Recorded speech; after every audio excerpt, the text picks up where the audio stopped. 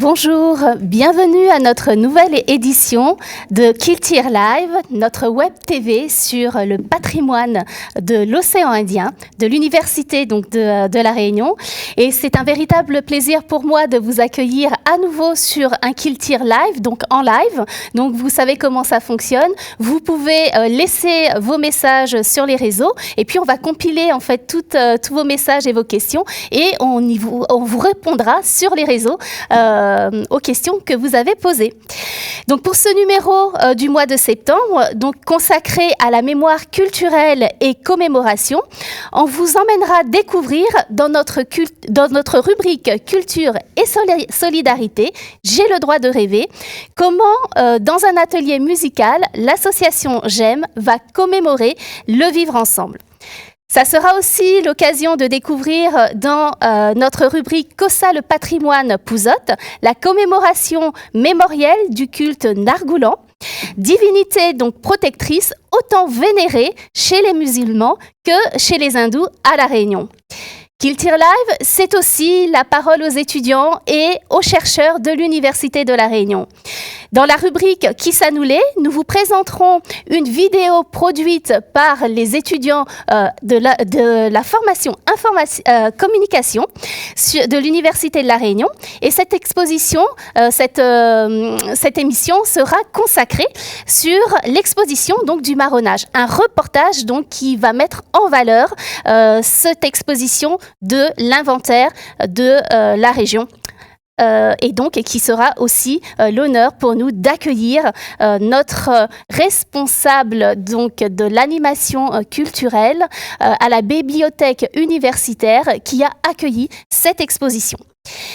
Et donc nous accueillerons aussi sur le plateau notre invité chercheur, donc dans la rubrique La parole aux chercheurs, donc Fabrice Folliot, qui nous parlera de ses recherches sur la mémoire et le patrimoine, avec l'importance donc des lieux mémoriels et commémoratifs dans la zone océan Indien.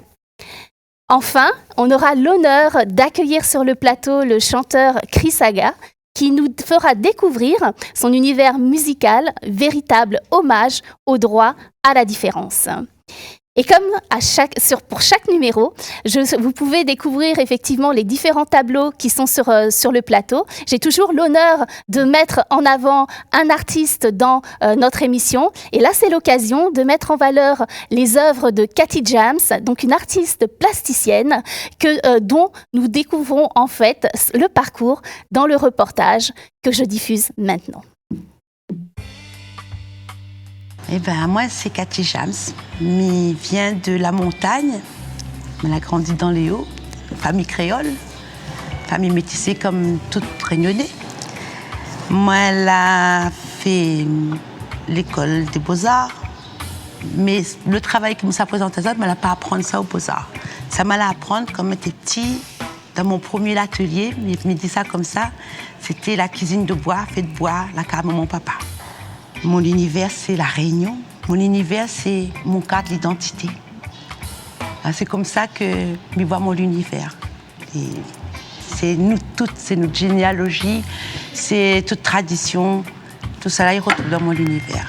Je suis allée en résidence La Friche pour 2-3 mois. Et ici, je suis comme dans un laboratoire. C'est mon petit laboratoire marronnaire. Voilà, je vais plus vers l'art pauvre, c'est-à-dire que j'utilise des matériaux que les simples pour faire ressortir tout ce que nous a à l'intérieur de moi et faire ressortir tout ce que nous l'est, qui ça nous l'est. Nous ne pouvons pas parler de l'île, du peuplement de l'île sans parler de la canne à sucre. Pour moi, ça est impossible. Imagine pas la Réunion sans canne à sucre. Le peuple, pour moi, n'aurait pas existé comme nous l'est, notre joli métissage. Donc, je rends hommage justement à la canne à sucre, à tous les anciens qu'elle a œuvré, qu'elle a sué, mais elle a souffert dans le champ de canne.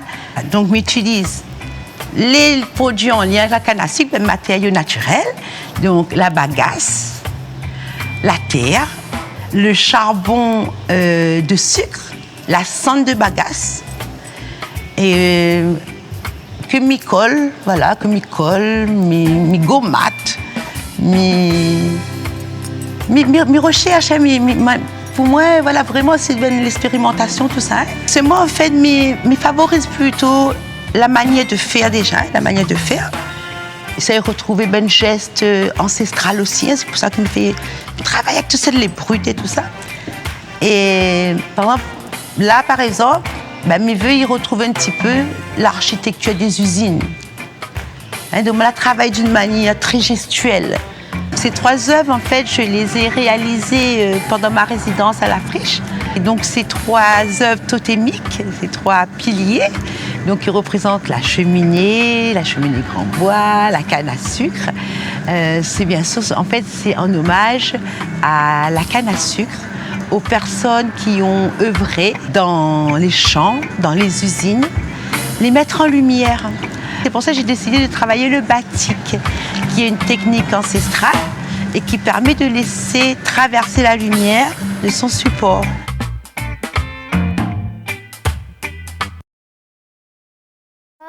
Au droit à la différence sur notre territoire, c'est ce que nous avons voulu mettre en avant dans la rubrique « J'ai le droit de rêver ».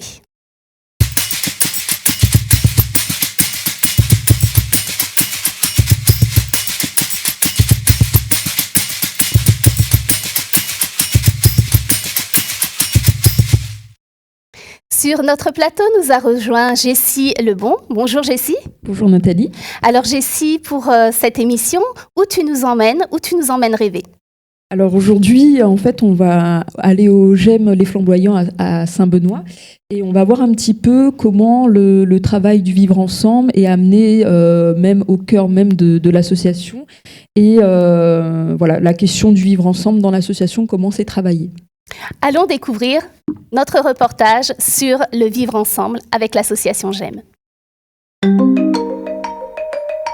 Bonjour à tous, nous sommes au GEM de Saint-Benoît. Aujourd'hui, nous allons pouvoir suivre un atelier autour du vivre ensemble et ensuite nous irons participer à un concert de Chris Aga. Alors, du coup, par rapport au vivre ensemble, il y a plusieurs notions en fait, qui sont ressorties, qui se rejoignent un petit peu. C'est la notion de partage, de collectif, c'est-à-dire voilà, c'est de rencontrer d'autres personnes du monde, sortir de chez soi. Surtout au moment où certaines personnes, ils ont dit clairement, ils étaient isolés, seuls, ils n'ont pas beaucoup d'amis. Donc ce vivre ensemble-là, c'est surtout voilà, de rencontrer du monde. Il y a aussi ce qui est très important, c'est cette notion de réciprocité qui est aussi apparue.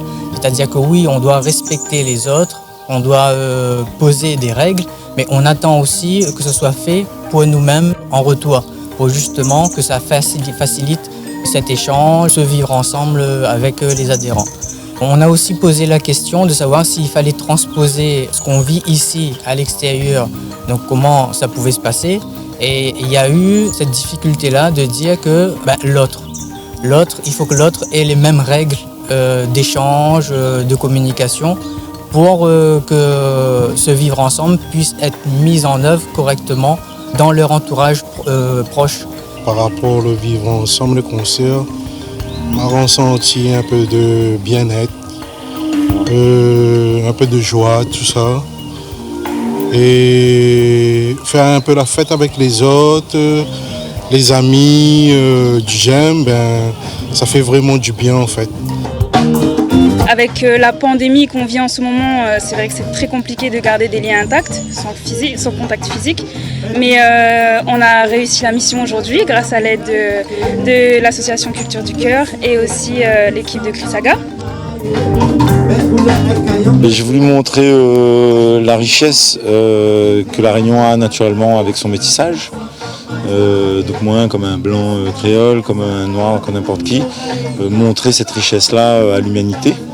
Donc je pense que nous avons un exemple, donc nous toutes différentes, c'est l'idée, c'est de montrer, continuer dans ce combat d'accepter les différences des gens.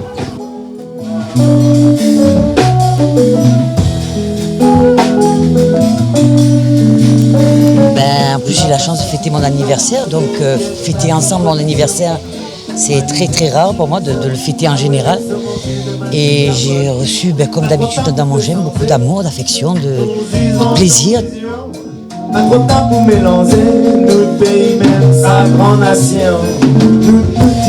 Les les adhérents ont été très contents de cette journée. Et aujourd'hui, on a vraiment vu une cohésion de groupe. Ça a détendu les esprits, ça a fait qu'ils se sont sentis libres, ils se sont sentis écoutés aussi, surtout pour l'atelier. Donc voilà, ils ont vraiment aimé. Et en tant qu'animatrice, c'est très agréable de voir ça, de voir une cohésion de groupe qui se fait naturellement aussi grâce au spectacle.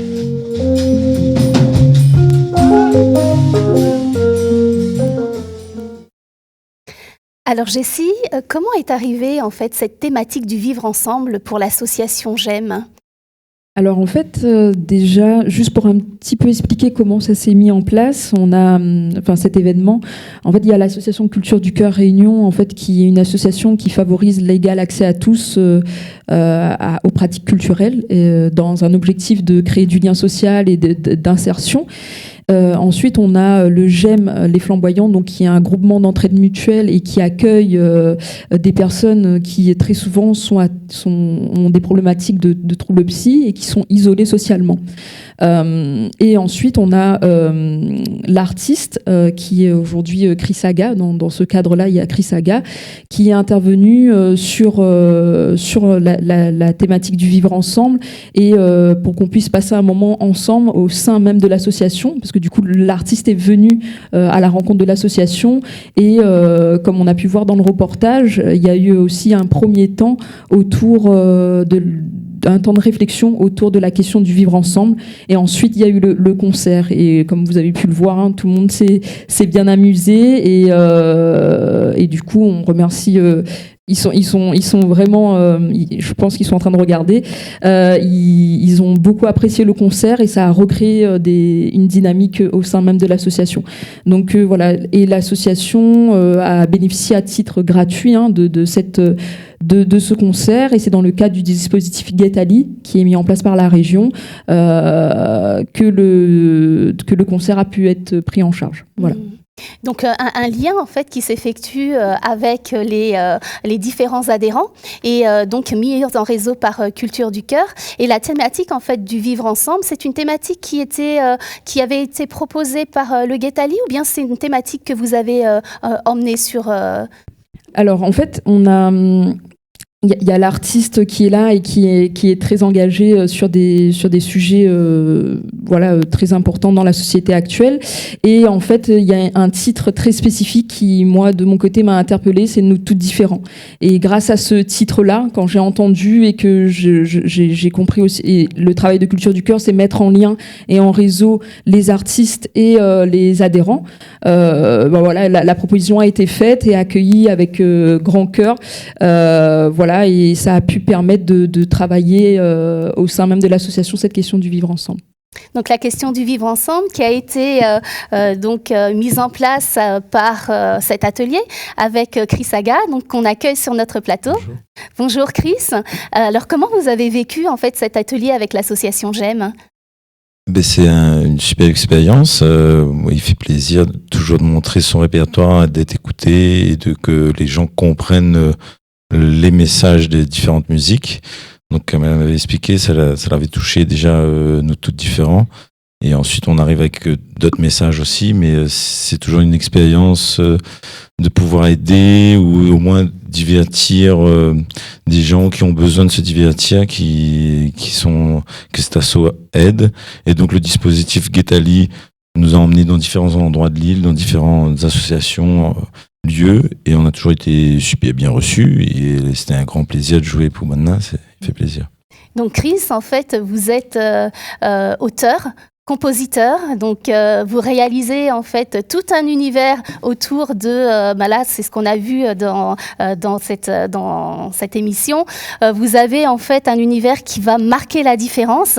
Donc quel est justement cet univers et comment vous décrivez votre univers musical ? Déjà sur scène, nous les 7, donc là aujourd'hui je me l'ai tout seul, donc je commence toujours à composer comme ça avec mon guitare, avec des sons de la bouche, des idées vocales on va dire, et après je monte au groupe et nous jouer ça en live.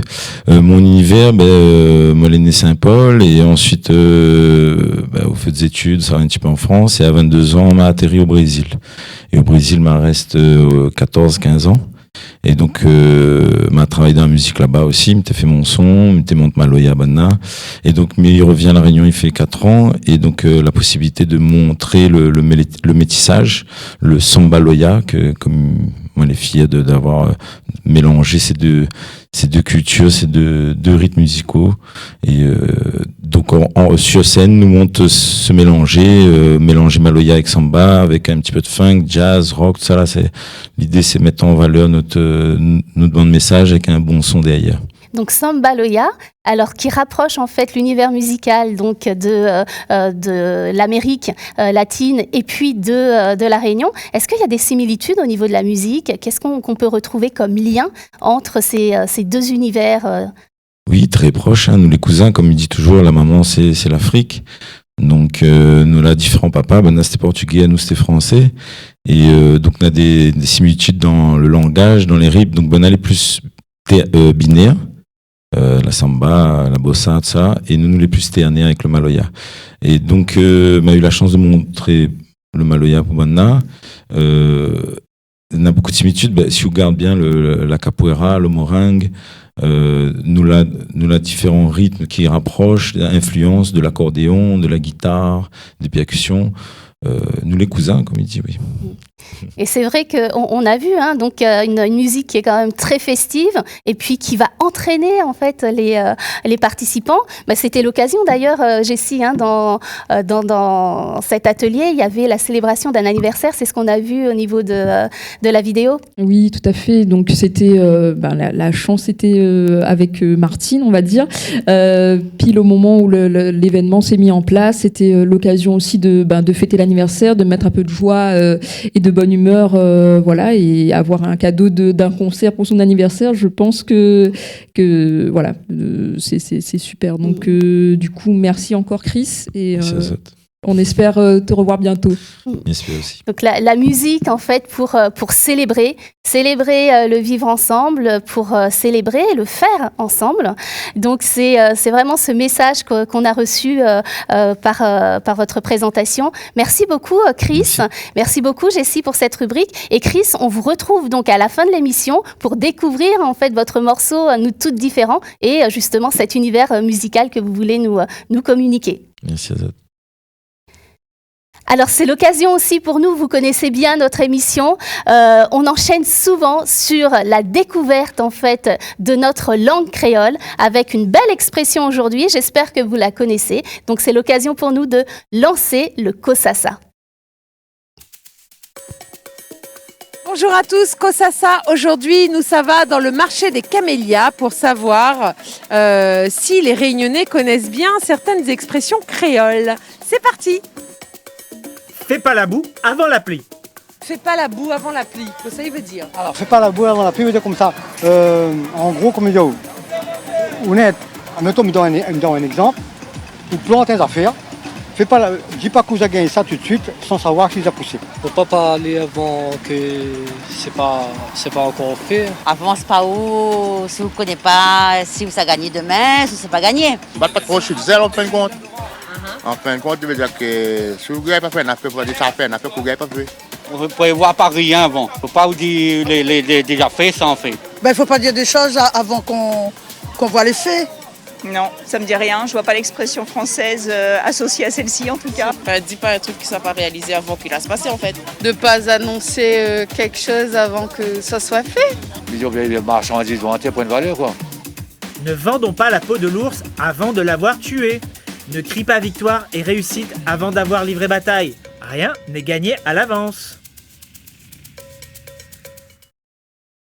Rien n'est gagné à l'avance. Je suis sûre que vous connaissiez cette expression. Notre langue créole, un vrai patrimoine à découvrir. Et c'est l'occasion pour moi de lancer notre rubrique sur Kosa, le patrimoine Pouzotte.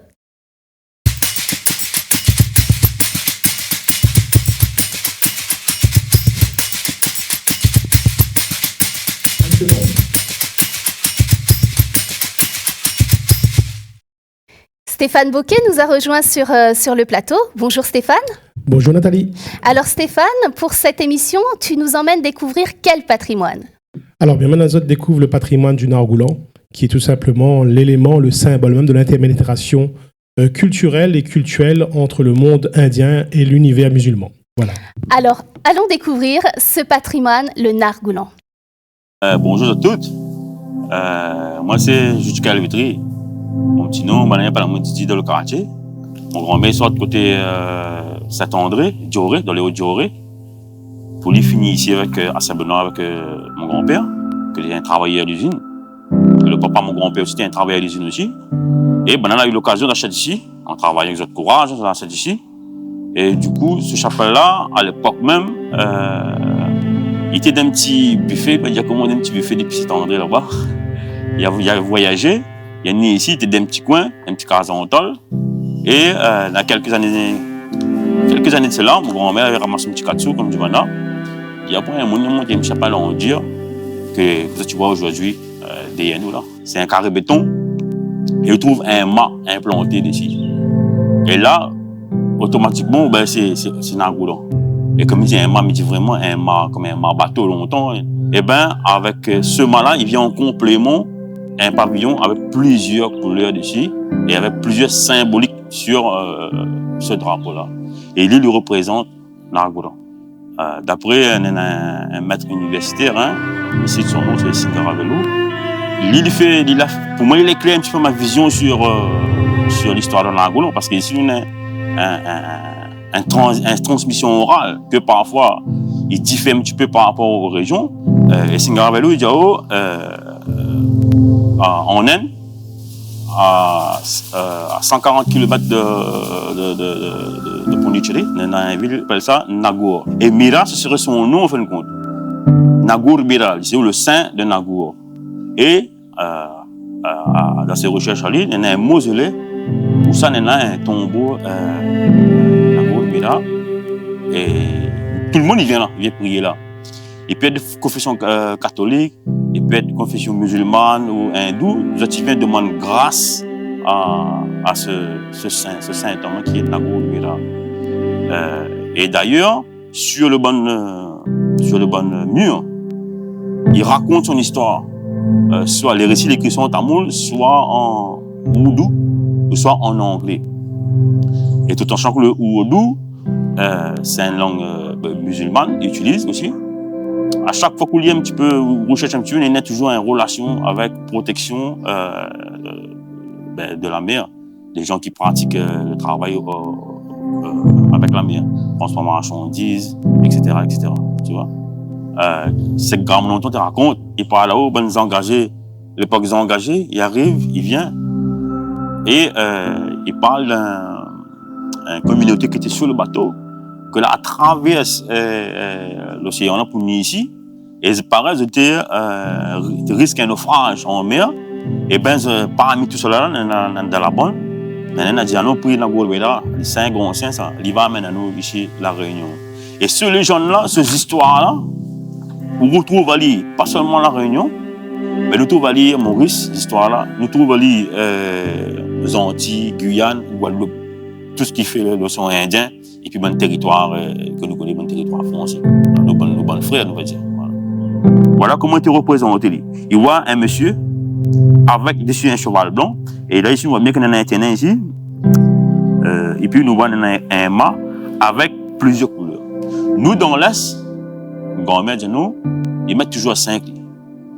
Maintenant, si on regarde bien, il dépend comment on regarde le pavillon. Si on compte la globalité le pavillon, il y en a 7 couleurs. Mais nous nous basons sur les couleurs que les intermédiaires entre la tête ici et on va dire la finition, le drapeau. Au total, je crois qu'on a 7 couleurs même. Là, quand nous avons monté le pavillon, on fait toujours vendredi. Après vendredi, il fait cérémonie, il y a ma cape. Samedi, préparation, il fait une petite cérémonie, une salutation partout, dans tout bon Dieu. Après le sacrifice des animaux même, il arrive dimanche. Et dans la tradition tamoul, il faut nous sectionner parce que le mantra, il est fait pour amener le carbone dans notre état, et puis pour libérer aussi. Et nous sectionne bien un coup parce qu'il ne faut pas nous faire souffrir les animaux. Et par contre, quand il arrive pour Nargoulan, eh ben, il ne sectionne pas, il coupe, il sectionne la jugulaire pour que le sang il coule. Exactement comme il fait dans le sacrifice de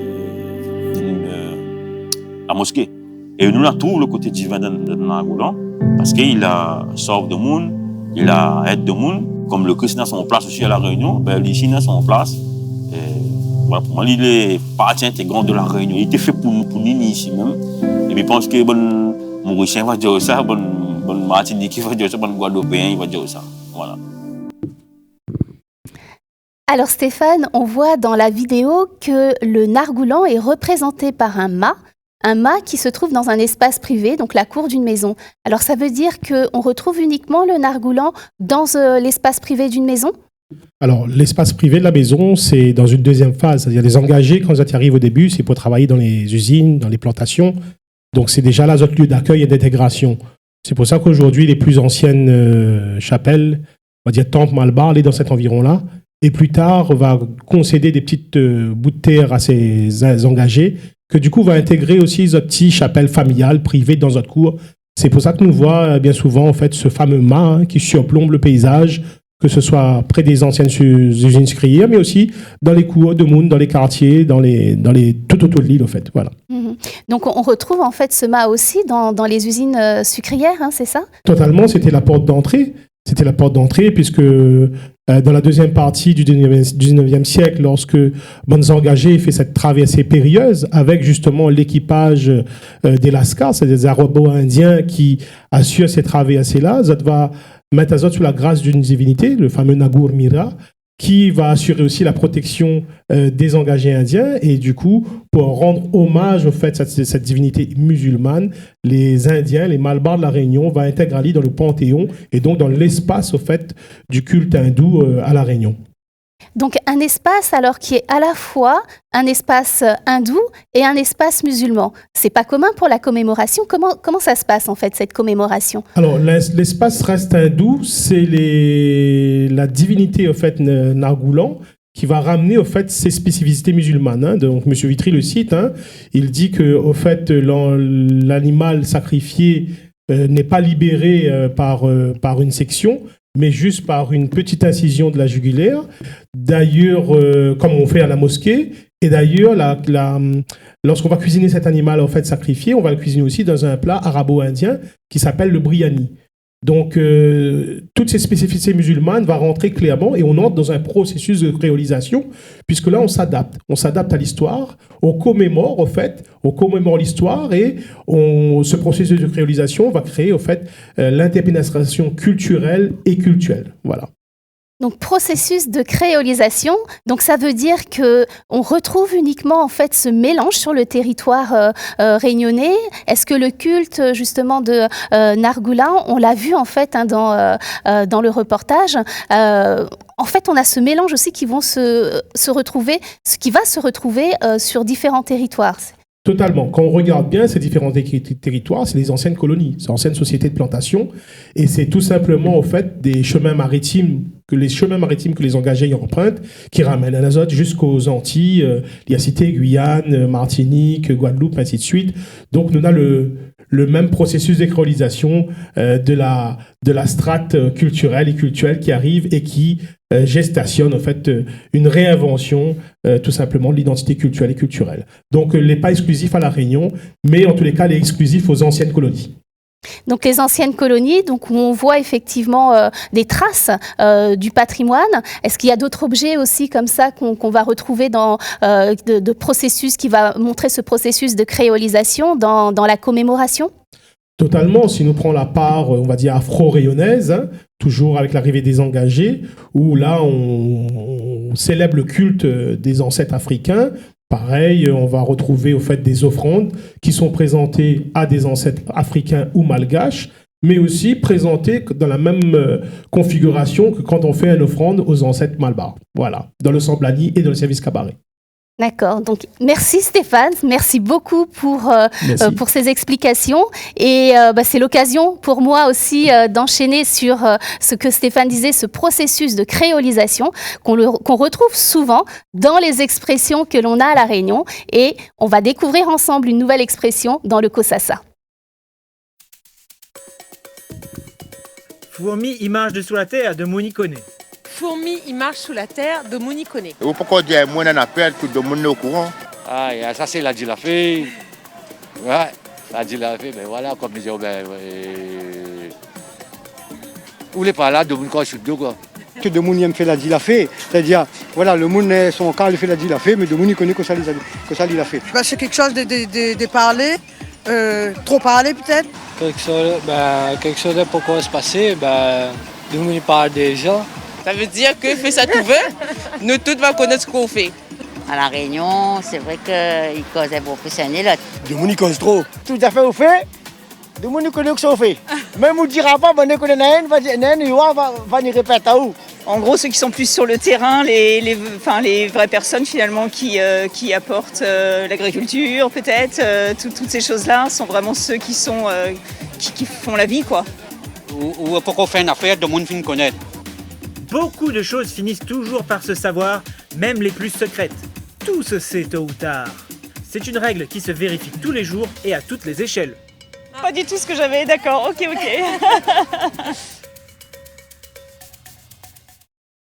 Donc tout se sait à La Réunion, donc nos expressions créoles pour mieux nous définir. Et c'est l'occasion de lancer notre rubrique « Qui ça nous l'est » et qui nous permet de découvrir qui nous sommes à l'Université de La Réunion.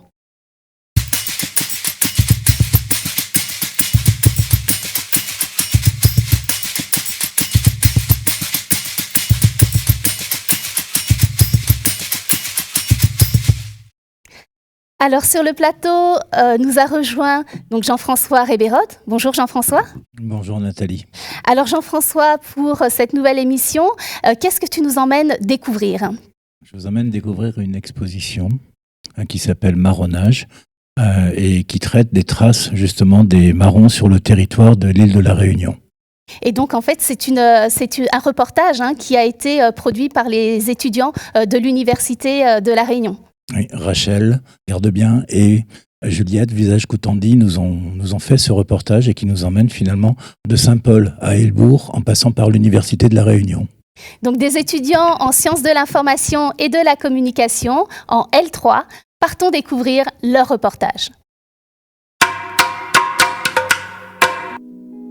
Le marronnage s'exprime à travers la fuite des esclaves dans l'intérieur de l'île, à proximité des habitations, ou encore par la tentative de retour au pays d'origine. Nous sommes à la longère de Saint-Paul en 2016 où nous vous présentons l'une des premières expositions immersives sur la fuite des esclaves à Bourbon au XVIIIe siècle. Elle est le fruit d'une étude pluridisciplinaire présentant une nouvelle approche du marronnage. Cette présentation propose de se tourner vers le passé pour ne pas oublier celles et ceux qui nous ont précédés, de revenir au présent pour l'étudier au plus proche de sa réalité, en utilisant les moyens scientifiques et techniques les plus contemporains. Avec comme outil lors de l'exposition des moyens de projection, des audios, des lettres transcrites, des objets issus du passé, et pour enfin se projeter vers l'avenir pour construire et transmettre à celles et ceux qui nous succèdent. Cette volonté de transmettre ces nouveaux savoirs à un plus grand nombre s'illustre par la mobilité de cette exposition. Nous retrouvons en 2021 au sein de la Bibliothèque universitaire de La Réunion, sur le campus du Moufia, une version itinérante de l'exposition sous forme de panneaux et de tableaux.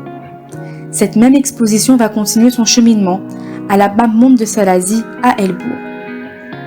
Aujourd'hui, nous découvrons à la mairie annexe de Helbourg, Salazie au cœur du royaume marron de l'intérieur, présentée par sa commissaire Charlotte Rabessal, anthropologue et linguiste, travaillant sur les toponymes d'origine malgache à La Réunion. Cette exposition fait suite à une première exposition qui a eu lieu à l'espace Sud-Elfuma de Saint-Paul, qui était plus générale.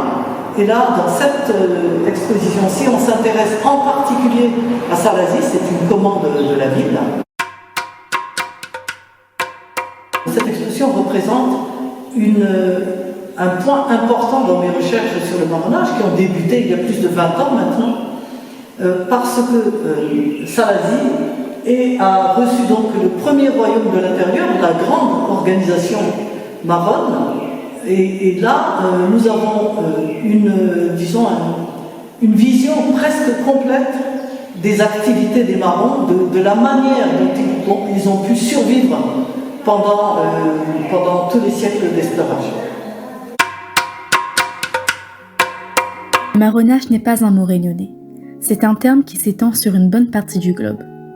Pour en savoir plus, la bibliothèque universitaire devient un outil qui agit comme une fenêtre sur le monde avec les différents ouvrages qu'elle nous propose. Alors Jean-François, dans le reportage, on voit en fait le marronnage écrit avec un seul R. Pourquoi ? C'est un des partis scientifiques qu'on a voulu mettre en évidence.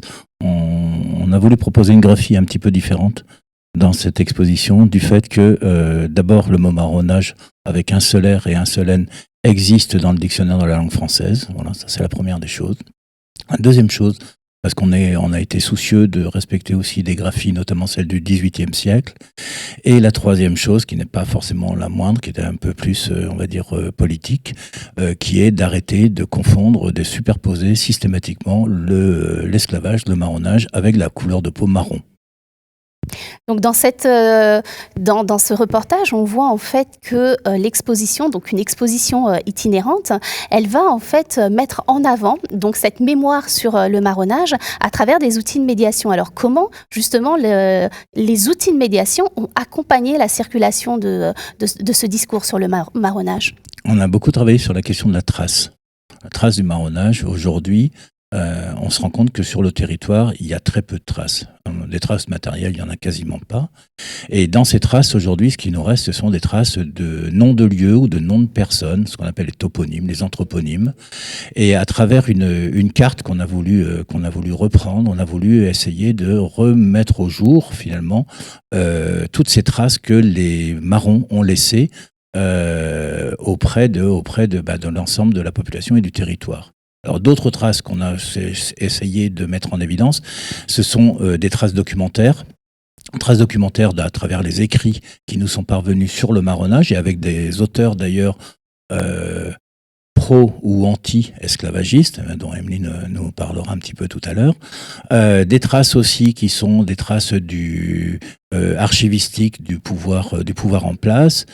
Et aussi d'autres traces qui sont des traces plus subtiles, plus fugitives, plus indicibles, qui sont peut-être les traces des marrons eux-mêmes à travers les traces archéologiques que l'on peut retrouver lors de fouilles et qui mettent en évidence de la culture matérielle.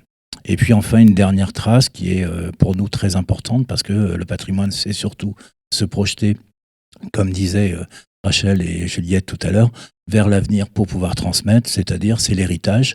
Et l'héritage, on a, nous, souhaité dans l'exposition pouvoir le faire à partir de l'expression artistique pour pouvoir mieux se projeter sur les générations futures. Donc une exposition qui est effectuée par le service régional de l'inventaire, dont tu as fait partie, donc Jean-François, donc de la création de ces dispositifs de médiation.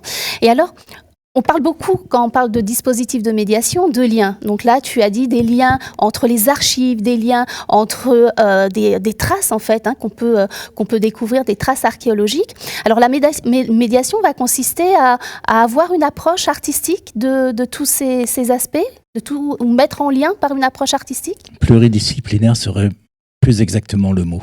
Souvent, dans les approches que l'on fait, elles sont monodisciplinaires. Et pour nous, l'important, c'est de pouvoir présenter plusieurs regards. Le regard du scientifique, effectivement, le regard de l'historien, le regard de l'archivistique, le regard aussi des artistes d'aujourd'hui, notre regard contemporain à nous, et puis essayer de ne pas oublier le regard de ceux qui ont vécu de l'esclavage et de ceux qui ont vécu le marronnage. Et ces regards-là, eux, la voient, ils ne l'ont pas eu. Donc les seules traces qu'ils nous laissent, ce sont ces petites traces matérielles. C'est à nous de pouvoir les trouver, les entendre, les interpréter et les restituer. Mais alors concrètement, comment on fait pour rendre artistiques ces traces archéologiques ? Concrètement, quels sont les dispositifs que vous avez mis en avant ? Comment vous avez valorisé en fait artistiquement ces traces ? Alors, d'abord sur le plan archéo, c'est le plus facile pour nous. À partir de fouilles, je vais prendre un exemple qui s'est passé à la Vallée Secrète il y a déjà une bonne dizaine d'années avec Anne-Laure Dijoux qui avait encadré une fouille. Ils ont trouvé des ossements d'oiseaux priori, ça paraît pas grand-chose. Mais ces ossements d'oiseaux étaient des ossements relativement particuliers. D'abord parce qu'ils faisaient partie de jeunes oiseaux, d'oisillons. L'analyse fait montrer que ces oiseaux sont des pétrels de Barreau, que ces pétrels de Barreau se reproduisent à une certaine partie de l'année, entre janvier et mai, qu'ils se trouvent à certains endroits particuliers du cirque de Cilaos, et que le fait d'avoir trouvé ces traces veut dire qu'il y a eu un passage d'êtres humains qui sont venus sur ces éléments-là.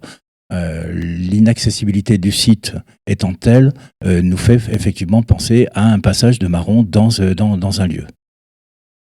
Donc des traces qu'on retrouve en fait par la mise en exposition, donc cette circulation en fait de l'exposition qui a même circulé aussi à Salazie. Donc comment dans le cadre d'une compagnie en fait qui a accueilli cette exposition, comment ça s'est passé en fait? Alors c'est un travail qu'on a fait avec la compagnie Lolita Manga qui est en résidence artistique à la Marapouldo. On l'a vu un petit peu dans le reportage tout à l'heure. Et un de leurs schémas de création, c'est de pouvoir s'appuyer justement sur les éléments patrimoniaux, sur les éléments culturels qui forgent le territoire. Et donc, ils ont intégré le travail qu'on avait fait dans leur création artistique, et ils ont produit comme ça des balades artistiques à la Marapouldo, et aussi des pièces de théâtre qui intègrent les éléments du marronnage et des toponymes. D'accord. Donc des traces qu'on peut retrouver à la fois dans le milieu artistique, chez les historiens, et des traces littéraires aussi. Donc c'est l'occasion pour moi d'accueillir aussi sur le plateau Emeline Dandeux. Bonjour Emeline. Bonjour. Alors Emeline, vous êtes responsable de la communication et de l'animation culturelle au service commun de la documentation de l'Université de La Réunion. C'est bien ça. Et donc, vous avez accueilli l'exposition Marronnage dans votre salle d'exposition. Et comment vous est venue cette idée de l'accueil de cette exposition ? Oui, voilà, on a pu accueillir l'exposition au sein de la BU Droit Lettres, dans une salle qu'on a la chance d'avoir, une belle salle d'exposition. À l'origine, nous, on travaille avec le service régional de l'inventaire depuis un moment, au niveau des bibliothèques universitaires. Le service régional de l'inventaire travaille régulièrement sur le patrimoine culturel réunionnais. Les bibliothèques universitaires possédant un fonds plutôt intéressant, un fonds qui a été labellisé quand même au niveau national, collection d'excellence Océan Indien, avec également des travaux universitaires, des travaux de recherche, des enseignants, des chercheurs, des étudiants. On a décidé de faire ce partenariat avec le SRI pour les appuyer sur la recherche bibliographique. Donc à l'origine, voilà la relation qu'on avait. Et un jour, le SRI nous contacte par rapport à l'exposition Marronnage qui était en place à Saint-Paul, puisqu'une version itinérante allait être disponible et qu'on pourrait peut-être l'accueillir à l'université. Et c'est comme ça que le projet est né. Le lien avec nos collections et avec une partie des enseignements était évident. On s'est lancé dans le projet et c'est vrai que ça va être une belle réussite. Donc le lien en fait avec vos collections, entre l'exposition, donc c'est une exposition itinérante, une partie de l'exposition que vous avez accueillie, et c'est justement l'espace exposition que vous avez à l'université. Est-ce que c'est un espace où vous accueillez justement des expositions qui vont rendre hommage au patrimoine ? Comment fonctionne en fait cet espace ? Alors, on a une programmation qui se veut toucher à tout. Alors, on va effectivement avoir des expositions en lien avec le patrimoine local, le patrimoine réunionnais. Il peut être matériel, il peut être immatériel. Et on va aussi avoir des expositions sur l'ailleurs, sur l'au-delà, puisqu'on encourage aussi nos étudiants à chercher, à se nourrir de ce qui se passe un peu partout dans le monde. Donc ça va être assez varié. C'est vrai que le patrimoine réunionnais a une part belle du fait des liens directs avec nos collections. À l'heure actuelle, vous accueillez quelle exposition dans votre espace ? Alors en ce moment, on a une exposition sur l'écriture du créole. L'écriture du créole. Voilà. Donc ça permet effectivement de mettre en avant justement ce lien des archives que vous effectuez, le lien entre le livre et les objets en fait du patrimoine. Comment vous effectuez ce lien concrètement lorsqu'il y a une exposition ? Par exemple, sur le marronnage, comment vous avez pu mettre en place ce lien ? Alors évidemment, il y avait déjà une documentation de base dans la bibliothèque que nous avons pu exploiter, qui nous a permis de construire une partie de la scénographie de l'exposition. On a également un lien fort avec les archives départementales qui nous ont fait l'honneur de nous prêter des documents originaux, les rapports de marronnage, les rapports de procès. Donc tout ça, on a pu le présenter aux étudiants, évidemment avec une explication, avec une médiation. Et on a également souhaité élargir cette exposition avec d'autres ouvrages de la bibliothèque sur le marronnage hors de la Réunion. Parce que ça nous paraissait important de montrer que ce qui s'est passé localement, c'est également fait à d'autres endroits du continent. Donc les ouvrages pour faire le lien, pour alimenter aussi le contenu de l'exposition. Donc je vois que vous êtes venu avec une collection sur le plateau. Alors quels sont ces ouvrages en fait qui ont servi peut-être à l'exposition ? Oui, voilà. Alors, c'est évidemment un extrait. Je ne pouvais pas venir avec la bibliothèque. Donc, des ouvrages d'études sur le marronnage à La Réunion. Ici, un exemplaire du livre de Marie-Ange Payette sur les femmes, tout particulièrement. On a évidemment proposé à nos visiteurs des ouvrages qui sont aujourd'hui devenus des grands classiques du sujet, notamment l'ouvrage de Prosper Ève. Ce qui est intéressant dans l'ouvrage de Prosper Ève, c'est qu'il reprenait des extraits de ces procès dont je vous parlais tout à l'heure, qui étaient exposés dans les vitrines grâce aux archives départementales. Aux archives départementales, pardon. Et lors d'une nuit de la lecture, on a des comédiens qui sont venus lire au public, donc composé essentiellement d'étudiants, des extraits de ces rapports. Et c'est vrai que ça a été un moment fort pour nous de l'exposition, très, très émouvant, que de pouvoir enfin donner la parole à des traces écrites qui paraissaient jusqu'alors inaccessibles. On a, comme je vous l'ai dit, des documents sur le marronnage ailleurs, en Guyane, au Suriname, dans les Antilles. Et enfin, ce qui permet peut-être à l'exposition de continuer à vivre, où qu'elle soit, c'est le fameux catalogue de l'exposition qu'on va pouvoir retrouver des années après son passage chez nous. Donc des mots qui nous permettent en fait de faire vivre notre patrimoine. Donc merci Jean-François et merci Emeline pour votre présence sur le plateau. Merci. Et c'est l'occasion pour moi justement de lancer notre prochaine rubrique Kosasa pour voir effectivement comment notre expression littéraire, à travers une expression créole, est valorisée par le Kosasa. La patience, il guérit la gale. Alors, une autre expression créole, la patience, il guérit la gale. Je ne connais pas. Il faut dans la vie, il faut les patients. Attendre pas avoir tout de suite. Attends, sois patient. Avec la patience, on aura. Mais bon, voilà, en gros, c'est ça. Là, je suis un petit peu bloquée. La patience, il guérit la gale. Enfin, quand on apprécie avec mon camarade, on fait comment, mais tout le temps, on fait plaisir, les amis font plaisir. On a bon peu de patience. Il faut avoir la patience pour guérir la gale. Il faut prendre le temps pour faire bons enfants. Patient dans sa vie pour atteindre nos rêves. À force de patienter, on va finir par avoir ce qu'on veut. Donc la patience guérit la gale. Il faut attendre. Mais là, la patience va guérir nous aussi, là, avec le Covid. Là. On va prendre le fort courage, la patience guérit la gale, mais il veut dire plein de choses, mais là, elle a bien tombé. Là. Attendre toujours, on sera guéri, quoi. La gale est une maladie dont la guérison peut être longue et délicate. C'est pour cela que l'on appelait la gale 100 ans la forme la plus compliquée et la plus longue à guérir. Un long traitement de bains herbases et de cataplasmes associé avec beaucoup de patience était d'ailleurs le seul remède à l'époque. Le message que cette expression renvoie est que la patience est une vertu qui permet de remporter bien des épreuves à long terme. Nos expressions créoles, elles nous obligent à aller chercher bien loin dans notre mémoire la signification de notre belle langue. Et c'est l'occasion pour moi aussi d'aller encore plus loin dans notre rubrique, la rubrique du chercheur, où nous accueillons un chercheur de l'université, Fabrice Folliot.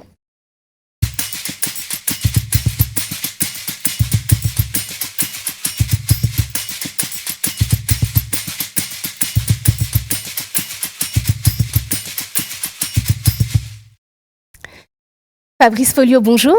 Bonjour Nathalie. Donc Fabrice, vous êtes chercheur, enseignant-chercheur à l'Université de La Réunion, maître de conférences en géographie. Et donc vos travaux sont généralement orientés autour de la mémoire et le patrimoine et l'importance des liens mémoriels et commémoratifs dans la zone océan Indien. C'est bien ça ? Tout à fait. Avant tout, merci de m'inviter sur ce très beau plateau. Je m'intéresse en tant que chercheur aux questions de valorisation patrimoniale et touristique des lieux de mémoire, en lien avec différents critères, qu'ils soient économiques, identitaires, mais aussi politiques ou territoriaux. D'ailleurs, je considère que le regard du géographe qui est pluridirectionnel, qui est ouvert aux influences, a beaucoup apporté dans ce domaine. Je pars du principe que le patrimoine est un besoin social, un besoin fondamental. Il en est le sang et le sol, pour reprendre une belle expression de Maria Gravari-Barbas. Et ce qui m'intéresse tout particulièrement, c'est le processus qui le crée, qui le valide, qui le transforme. C'est ce qu'on appelle la patrimonialisation. Et j'essaie un petit peu de voir les ressorts, les raisons d'une certaine inflation patrimoniale contemporaine. Et ce sont les objets et les lieux, un peu des écarts, de la relégation, de ce qui a pu être occulté, donc d'une histoire sensible qui m'intéresse tout particulièrement. Et ça rejoint un peu les lieux de mémoire de Pierre Nora. Et dans l'océan Indien, ça m'amène à travailler par exemple sur les questions d'esclavage ou de la traite, de l'engagisme. J'ai beaucoup travaillé sur l'Afrique du Sud également, sur l'héritage associé à la période de l'apartheid, ou encore au Mozambique sur la guerre de libération ou encore la guerre civile. Processus donc de patrimonialisation qui est au cœur de votre recherche. Donc, quelles sont les recherches justement que vous avez développées? Quels sont les travaux que vous avez développés autour de ce sujet? Alors moi, initialement, je viens de la géographie urbaine critique. J'ai commencé avec une maîtrise sur une ville industrielle portuaire en Afrique du Sud, puis j'ai étendu mes recherches sur la province du KwaZulu-Natal. Donc je viens de la géographie urbaine, ce qui m'a amené à aller vers le patrimoine culturel. C'est, je pense, le fait de travailler en Afrique du Sud sur les townships, sur donc ces quartiers qui ont subi la ségrégation raciale. Ces quartiers aujourd'hui, l'exemple emblématique en est Soweto, sont ouverts au grand tourisme international, donc avec des tour opérateurs, des guides sur place, de la médiation culturelle. Et donc c'est ça qui a amené cette jonction, si vous voulez, entre géographie urbaine, lieu des écarts, valeurs mémorielles, tourisme et reconnexion spatiale. Et je me suis rendu compte en fait que c'était les espaces des marges qui m'intéressaient tout particulièrement, c'est-à-dire le sud dans le sud, puisqu'on parle là pour l'Afrique du Sud et le Mozambique d'États émergents ou de pays en développement. Et donc voilà, j'ai développé un petit peu ces différents courants d'études. Alors dans un premier temps sur l'Afrique du Sud, puis j'ai élargi mes études sur Maputo au Mozambique, et aujourd'hui je suis sur un nouveau terrain, que la Tanzanie, avec les villes de Dar es Salaam et de Zanzibar notamment.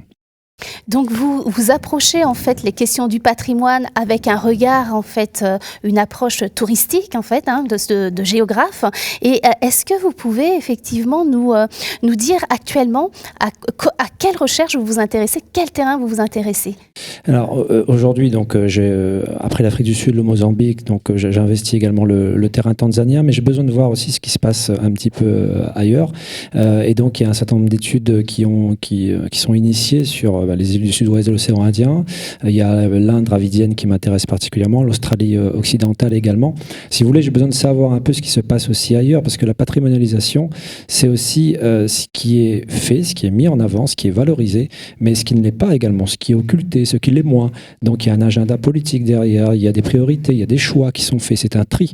Et donc toutes ces questions un peu de géopolitique m'intéressent, et pour ça j'ai besoin d'avoir un regard qui va sur l'Indienne-Océanie, mais aussi sur le grand océan Indien. Donc un regard que vous portez sur le patrimoine, et est-ce qu'on peut dire en fait à travers ce processus de patrimonialisation, on voit différents acteurs qui sont en jeu, est-ce que ce patrimoine en fait amène à des espaces de commémoration, à des processus de commémoration? Oui, par le biais notamment de travaux que l'on peut donner à nos étudiants de master ou en doctorat également. On travaille par exemple sur l'exemple réunionnais, sur Villèle ou sur les Lazarets. C'est intéressant parce que c'est deux bornes historiques de l'histoire de la Réunion qui sont abordées, l'esclavage et puis l'engagisme. Ça fait écho d'ailleurs à Maurice avec la Pravasigat ou le paysage culturel du Morne. Donc on est sur ces objets et il y a effectivement de la commémoration derrière. matière. Et donc ça, c'est intéressant. C'est-à-dire que le patrimoine, il est là pour être... Il faut le faire vivre, il faut l'exalter. C'est-à-dire qu'il y a l'objet, il y a la préservation, il y a la conservation, mais il y a aussi après tout ce qu'on va faire pour le faire vivre autour. Donc, et donc là, on tombe un petit peu dans le registre dit immatériel. Mais pour moi, aujourd'hui, ces barrières entre patrimoine matériel, immatériel, tangible, intangible, tout ça, c'est amené à s'affaisser, puisque je pense que le patrimoine est un tout. Et donc il faut le faire vivre de différentes manières.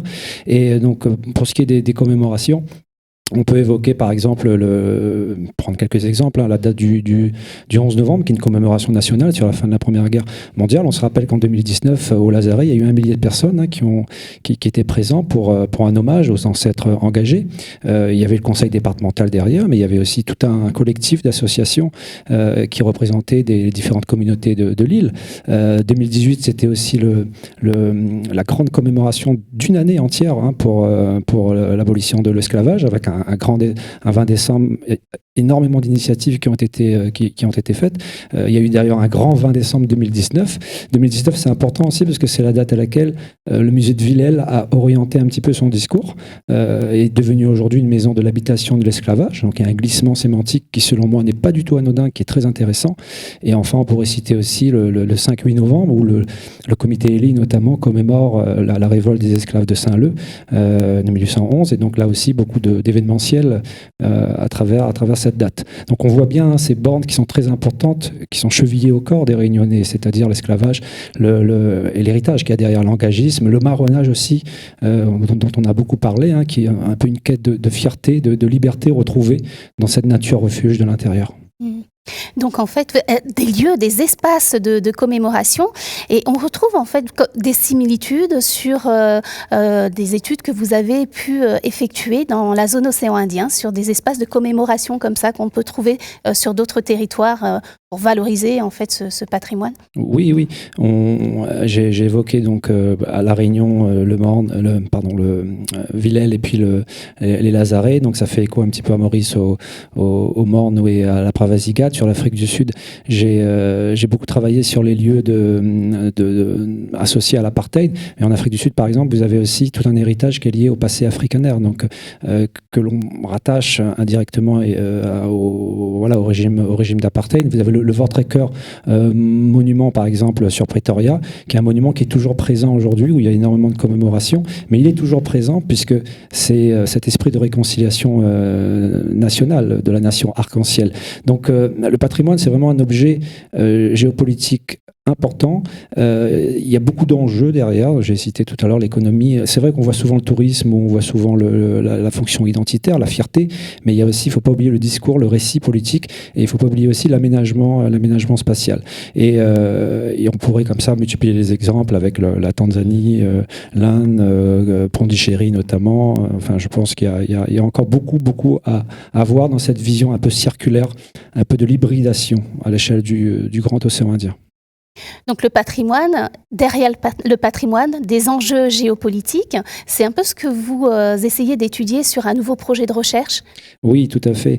Avec quelques collègues de l'unité de recherche OIES, donc Océan Indien, Espace et Société, les historiens, les géographes, mais aussi le LCF, le Laboratoire des espaces créoles et francophones, on a initié un programme de recherche Interreg, un programme de recherche européen, donc qui démarre maintenant, et qui va essayer de voir justement l'adéquation entre le patrimoine notoire, très connu, notamment classé à l'UNESCO, il y a différents exemples dans la zone matérielle comme immatérielle, et le patrimoine, on va dire, plus affinitaire, plus confidentiel, le petit patrimoine, celui qui est vraiment approprié par les gens. Et on essaie de voir ces articulations entre ces deux parties du spectre. Et dans ce programme, on a également des universités, des collègues partenaires de la zone. Donc on travaille avec Goa, avec Pondichéry, on travaille avec Dar es Salaam, avec Zanzibar, et avec Maurice. Et donc il s'appelle Patrimoi, le TRIM, renvoyant donc aux 4 territoires qui ont été retenus dans ce programme, donc Tanzanie, Réunion, Inde, Maurice. C'est un programme qui, si vous voulez, va essayer de voir au-delà d'un inventaire de sites, d'objets lieux qu'on va étudier, au-delà également des aspects géopolitiques, de la valorisation, de ce qui est fait, de ce qui n'est pas fait. Il va aller surtout sur tout ce qui est hybridation, circulation, recombinaison, quelque part ce qu'on a déjà dit depuis tout à l'heure sur le métissage, la créolisation en fait, qui vient des espaces de départ et qui a été recombiné différemment et qui allait dans une autre direction, peut-être dans les espaces d'arrivée, voilà, à l'échelle de ce grand océan Indien. Donc, circulation de la mémoire dans l'espace de la zone océan Indien. Merci beaucoup, Fabrice Folliot, pour votre présentation. Merci à vous, un plaisir. Et c'est l'occasion pour moi donc de clôturer cette émission en remerciant donc le service de la DAMAN de l'Université de La Réunion et le service de l'Université du Numérique donc qui nous accompagne sur la mise en place technique de cette émission. Et puis c'est l'occasion aussi de remercier tous mes rubriqueurs, les invités, et on ne peut pas se quitter comme ça sans un moment de convivialité comme nous le proposons à chaque fois lors de nos émissions. C'est l'occasion aussi pour moi de remercier, j'ai oublié, nos chers étudiants donc pour leur reportage, et puis surtout de remercier aussi le Nawar, la société de production, qui permet aussi d'avoir ces beaux reportages que vous avez au niveau de l'émission.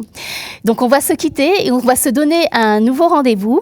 On se quitte en musique avec Chris Aga qui nous a rejoint sur le plateau et qui va nous faire découvrir donc son univers musical avec son nouveau morceau « Nous toutes différents ». Je vous dis à bientôt.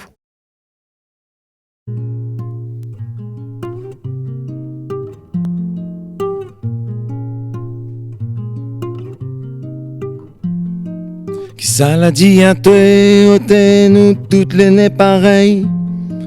On a un nez, un pot, mon Dieu, toute couleur l'arc-en-ciel. Ou là, ici la terre, ça oui, ici derrière soleil. Dans la paix ou pénis, ma lapin de mon à toi fait pareil. Nous tous différents, nous tous différents. Nous tous différents, oh t'es, nous tous différents. Nous tous différents, nous tous différents. Nous tous différents, oh t'es, nous tous différents.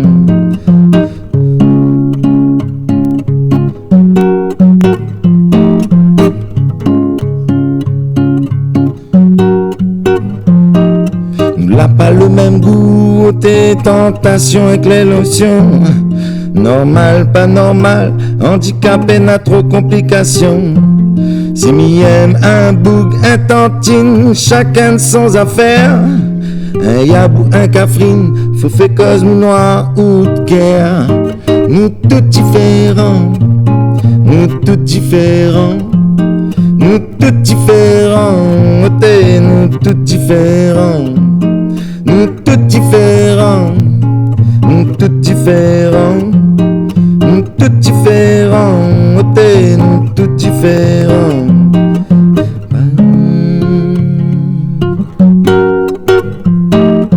Oh dadaï.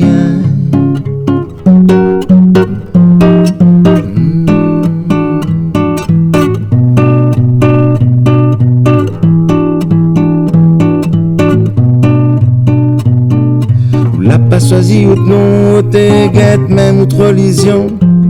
Malisé critique les autres, là où se manquait de ma petite capote. Pas trop temps pour te senser, ton gisement, ton vision. Pas trop temps pour mélanger, nous pays même sa grande nation. Nous tous différents.